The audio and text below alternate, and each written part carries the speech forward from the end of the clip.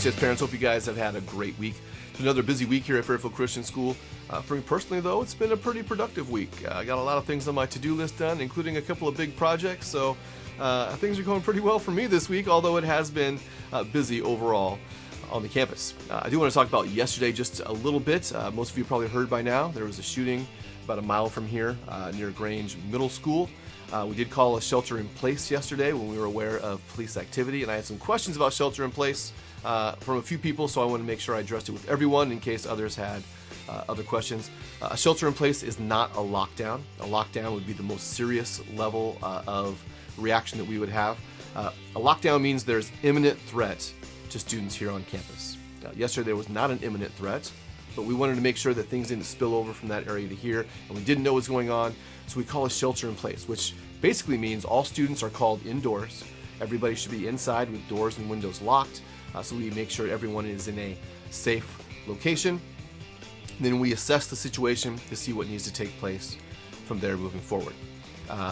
We were in contact with the police department. The police department, after a few minutes, made us aware that everything was safe, everything was under control. We could resume normal operations, so that's when we lifted the shelter in place. We were probably in a shelter in place for less than 5 minutes.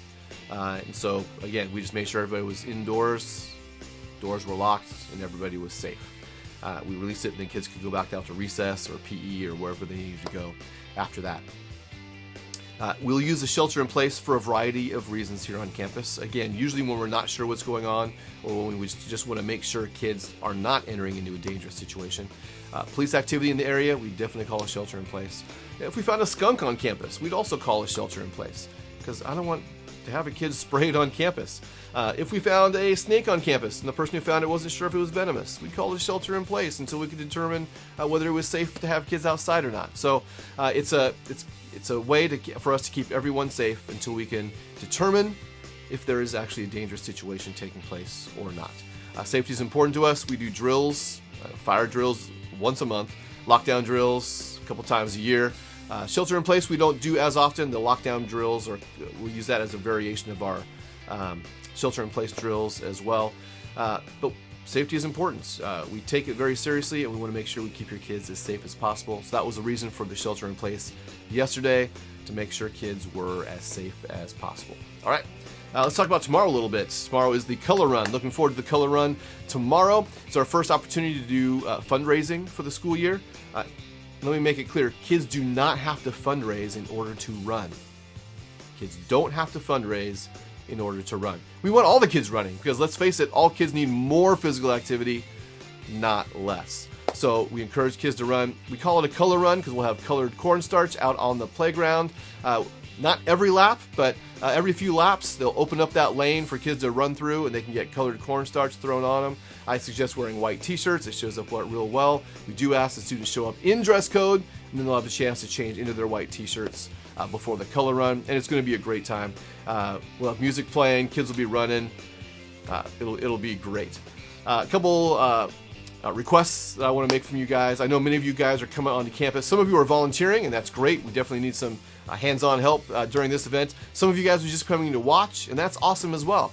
We just ask that no one parks on the right side of the parking lot. If you're from the office, the right side, the middle school and high school side. No cars over there on that side, both next to the modulars nor next to the island in the middle there. We need that whole side over there clear of vehicles.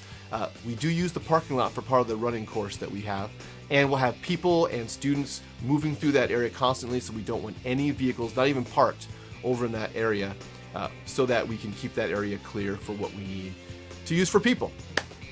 Color run itself will start at 10:30 and go to 11:30. It's going to be a great time. We'll have a lot of fun out here tomorrow morning for the color run. One more thing I want to bring to your attention. We do have a 4-day weekend coming up. October 6th through the 9th. No school October 6th, that's a Friday, and no school October 9th, that's a Monday. It's a 4-day weekend. It's the end of the quarter. Yes, we're almost to the end of the first quarter. So we've got lots of things going on. We've got grades to compile. We've got report cards to produce.